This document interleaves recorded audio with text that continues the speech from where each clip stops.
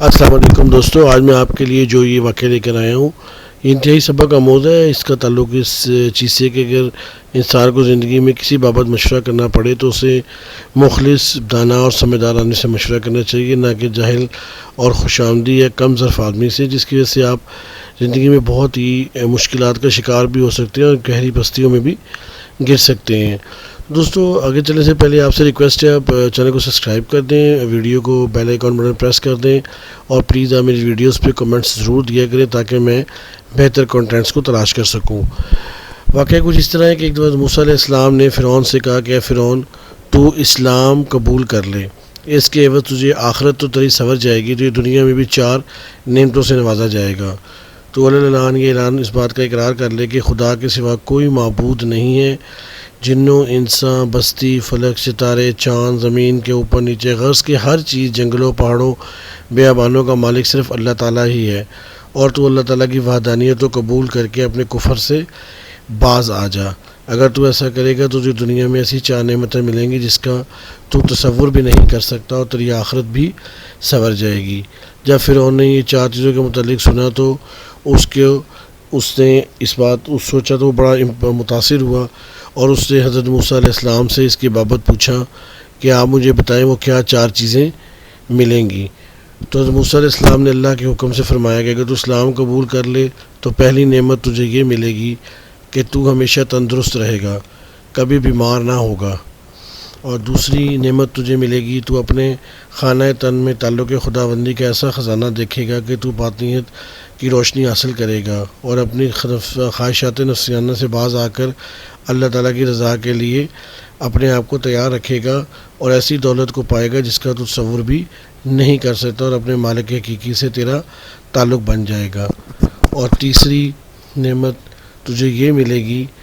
کہ تجھے ابھی ایک ملک کی بادشاہت ملی ہے، تجھے پھر ایک اور ملک کی بادشاہت بھی ملے گی۔ ابھی تو خدا کا نافرمان ہے، تو اللہ تعالیٰ نے تجھے اتنی بڑی سلطنت دی ہے، اگر تو اس کا فرما بردار ہوگا اور وفادار ہوگا تو تجھے وہ کیا کچھ دے گا۔ اور چوتھی نعمت یہ ملے گی کہ تو ہمیشہ جوان رہے گا اور تیرے بال بھی کالے رہیں گے۔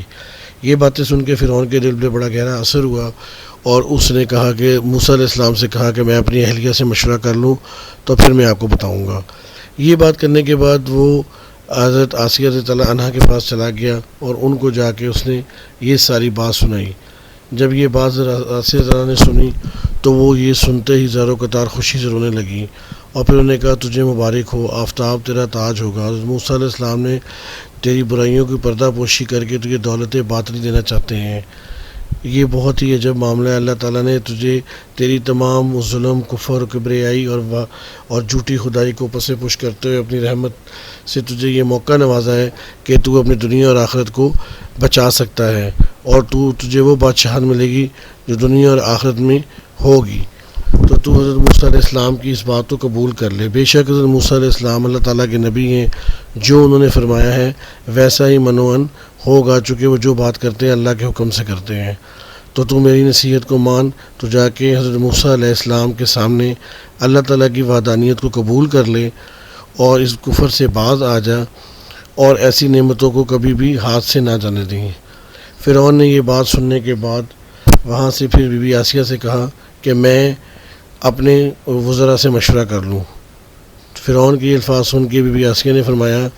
کہ تو اپنے وزراء سے مشورہ مت کری، بھلا اندھی بڑھیا از شاہی کی قدر کیا جانے، نااہل کے وزیر بھی نااہل ہوتے ہیں، ہر شخص اپنے ہم جنس سے ہی مشورہ لینا پسند کرتا ہے۔ الغرض فرعون نے یہ بات نہ مانی اور اس نے ہامون کے سامنے ساری باتیں کہہ ڈالیں اور اس سے مشورہ مانگا، اب تو بتا مجھے کیا کرنا چاہیے۔ ہامون یہ باتیں سن کر لال پیلا ہو گیا، غم و غصے میں آ گیا۔ اس نے اپنا گریبان چاک کر ڈالا، شور مچایا اور رونا دھونا شروع کر دیا، اپنی دستار کو زمین پر پٹخ دیا اور کہا، ہائے حضور کی شان میں موسیٰ نے ایسی گستاخی کی، نعوذ باللہ۔ آپ کی شان تو یہ ہے کہ آپ تمام کائنات کے مسخر ہیں، مشرق و مغرب تک سب آپ کو خراج دیتے ہیں، سلاطین آپ کے آستانے کی خاک چھانتے ہیں، انہوں نے آپ کی سخت توہین کی ہے، آپ تو خود پوری دنیا کے مسجود و معبود ہیں، آپ کو ان کی بات مان کر ایک ادنا غلام بنانا چاہتے ہیں۔ اگر حضور آپ کو اسلام کی دعوت قبول کرنا ہے تو سب سے پہلے میرا سر مار دیجئے، میں یہ توہین اپنی آنکھوں سے نہیں دیکھ سکتا، میں اپنے بادشاہ کی یہ توہین ہرگز نہیں دیکھ سکتا، اس سے مرنا پسند کروں گا۔ اس کی یہ باتیں سن کے اس کی باتیں سن کر فرعون کے دل میں پھر وہی کبریائی اور جہالت اور اندھیرا چھا گیا، اور اسے تکبر میں حضرت موسیٰ علیہ السلام کی بات کو مسترد کر دیا اور دنیا اور آخرت میں بدبخت ٹھہرا۔ تو دوستو، اس سے ہمیں بڑا سبق ملتا ہے کہ ہمیں اگر زندگی میں کبھی تکلیف، کوئی مصیبت میں مشورہ کرنا پڑے تو ہمیں دانا شخص سے مشورہ کرنا چاہیے، اپنے ایسے شخص سے مشورہ کرنا چاہیے جو ہم سے مخلص ہو، نہ کہ ہمیں ایک جاہل آدمی، خوشامد پسند یا احمق آدمی سے مشورہ کرنا چاہیے جو کہ ہمارے لیے مصیبت کا باعث بنے اور ہمیں بہت زیادہ مصیبت کا شکار کر دے۔ تو دوستو، پھر اگلی ویڈیو لے کے حاضر ہوں گا۔ اللہ حافظ۔